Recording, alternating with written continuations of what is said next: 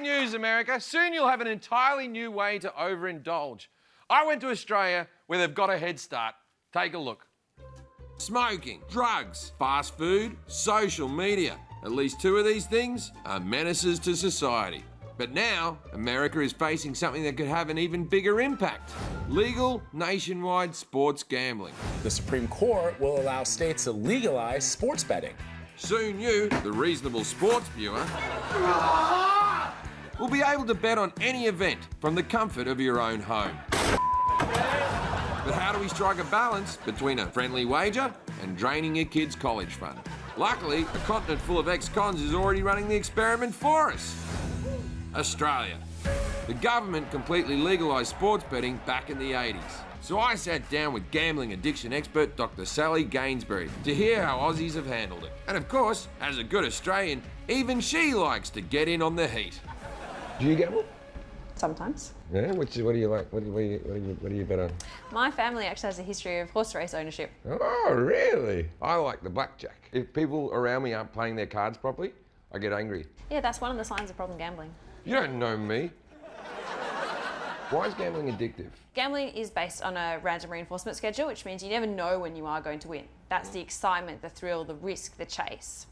And since gambling's legal across the country, Australians lose more money than anyone in the world. And in extreme cases, people lose their savings, their homes, and it can even lead to suicide. So what's the government doing to deter gambling addiction?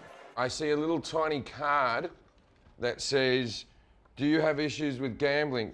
This isn't a big deterrent. No. Shouldn't there be a picture of some kid going hungry or something that they have to look at the whole time? Those fear campaigns don't really work. Maybe like a noose on the roof that lowers every time you lose $100. That's Gambling. probably pretty severe. Yeah, but I'm fixing problems. Now, what do you foresee happening to America with this? America, like Australia, is going to be absolutely inundated with advertising. That's right. To see America's future, just look to Australia's sports teams. Betting company logos are everywhere. Soccer, tennis, horse racing, cricket, cycling, f***ing darts. And of course, the extremely popular National Rugby League. So I wanted to visit one of these teams myself, the West Tigers in Sydney. The Tigers signed a deal with betting agency Ned's to prominently feature Ned's logo on the team's jersey. $100 I can get that through. No, you know, I don't want to take your money. Come on, it's part of the culture. I got this. Oh, sure. Bet like that. Still got it. So he wouldn't bet me, but the Tigers certainly don't have any problem advertising betting to me. So I sat down with Tigers CEO Justin Pascoe to see if teams bear any responsibility for Australia's gambling addiction. Does Australia have a gambling problem? I'm not probably qualified enough to answer that. But look, we've got a belief that people have the responsibility to make their own decision and the right decision, but it's highly regulated. You have Ned's written on the back, but wouldn't it just be nice to have a plain jersey? From our position with our club, we don't rely on it in terms of massive income. It makes less than 2% of our overall income. Is it worth it? Well, it's still significant enough. Booze started to advertise, then now we've got gambling. I reckon next is prostitution. I reckon we can get Janice from down the road. We haven't had that approach yet, so...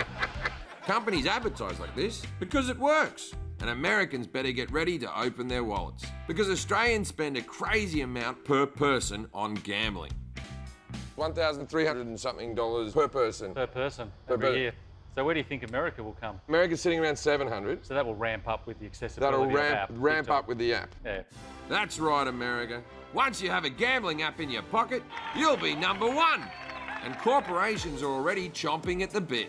ESPN has tested in-game betting updates. A cover alert. 18.5 was the point spread. Fox Sports has a daily primetime betting show. Plus NBA and other leagues have made MGM their official gaming partner. Supporters say one reason we should welcome legalised gambling is that it brings a lot of tax revenue we wouldn't get otherwise. But let's be honest, the only reason we really want it is... It's f***ing fun. Well, it's that as well. It's really fun. If you're watching two teams and you don't give a shit about either of them, even if you put on $1, all of a sudden you care. Look, everything in moderation is fun, right? Sure, that argument works for most people, but this is America.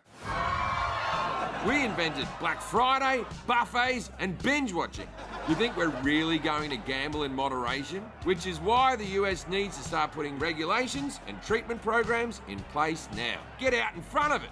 But am I worried about a few ads in a stadium or on a jersey?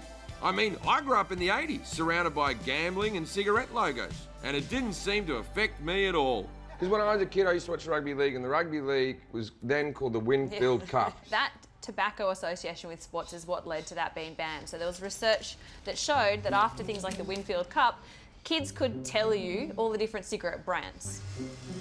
You just keep talking. So now you have gambling companies named on the logos of the shirt, making that association. Sports are good, sports players are good, gambling must be good as well.